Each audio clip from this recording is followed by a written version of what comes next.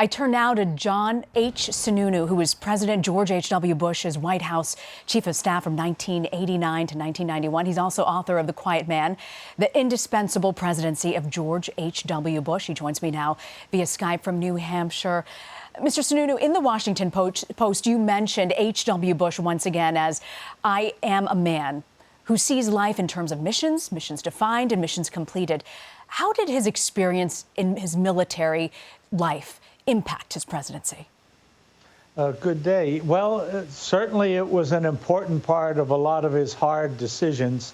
For example, when Saddam Hussein invaded Kuwait and the president was having to make the decision to send young men and women into harm's way, you could see in the agony of that decision-making that he had very much on his mind what he had seen in World War II, young men, women dying, trying to defend their country. So that experience was extremely important to him, but it also helped him, develop a sense of the world, that there are good people and not so good people in the world, and one of the roles of the United States was to provide stability in that kind of a climate. And he accepted that responsibility as president and certainly executed magnificently on it as he steered the world to the collapse of the Soviet Union.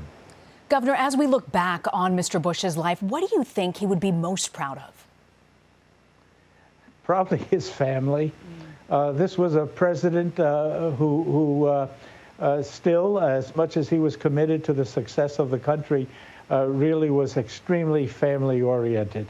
But going beyond that, if you go to what was he most proud of in terms of his achievements, I certainly do think he would be most proud of being able to follow up on Ronald Reagan's buildup of our defense strength, which sent a message to Gorbachev. George Bush knew that there was an opportunity there, and he managed it beautifully in a way, so making it look so easy that I don't think there's a real appreciation of how complicated it was. He had to support an interest by Mikhail Gorbachev into joining the Soviet Union, the former Soviet Union, the new Russia, to the West economically, and he had to work with leaders like Margaret Thatcher and Francois Mitterrand, who certainly were great leaders and egos in their own right. He had to move them to a point where they would accept the reunification of Germany as part of that process, when Germany had savaged both of their countries in 2 world wars not too much earlier. So this was a man who understood that important things had to be done, could be done, but he also knew he had to deal with people to help him do that in such a way that it would be win-win for everyone. And I think one of his greatest assets was his capacity to empathize with those that he had to deal with in a way that would allow him and them to come together and come up with a solution that was good for everyone. Governor, of all of the memories you have of President George H.W. Bush, what stays with you that really captures who he was as a person? Well, you know, we used to have morning meetings, the president, the vice president, myself, and Brent Scowcroft, every morning from 8 to 9:30. And, you know, we dealt with the important issues of the time, dramatically important issues of the time. But it was always done with a flavor of having fun, enjoying what we were doing. Barbara Bush, in her book, talks about walking Millie past the Oval Office at those times and hearing nothing but raucous laughter. And as she said, she wondered how those people could run the world doing nothing but laughing.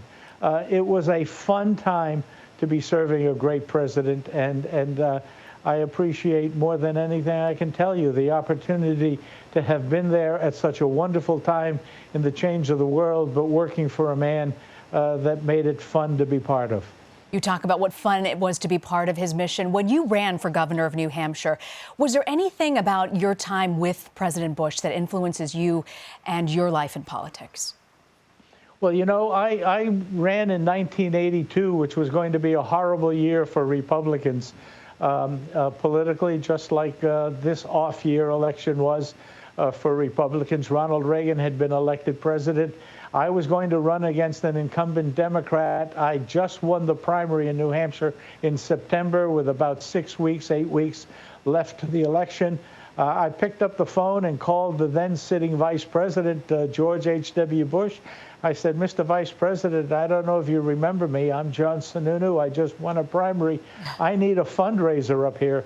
11 days later, Bush was there, raised the money for me, and I went on to defeat the incumbent Democrat. That was the beginning of a really wonderful friendship. We grew close to each other.